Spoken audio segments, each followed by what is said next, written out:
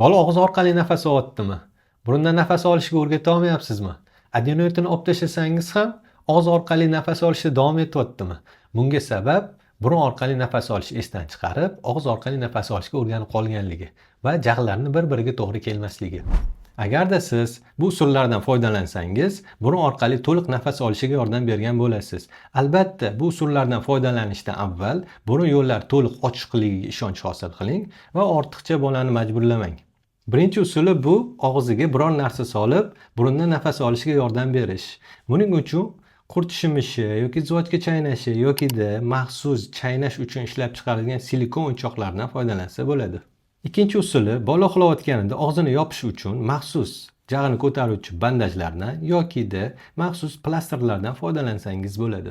Yana har xil turdagi o'yin va mashqlar bo'lib, bular sharni puflash o'yini, og'izda suv ushlab turish, gul hidi, shamni o'chirish, baliqchalar mashqi, yana mashqlar turlarini to'liq bilmoqchi bo'lsangiz, kommentariyaga yozib qoldiring.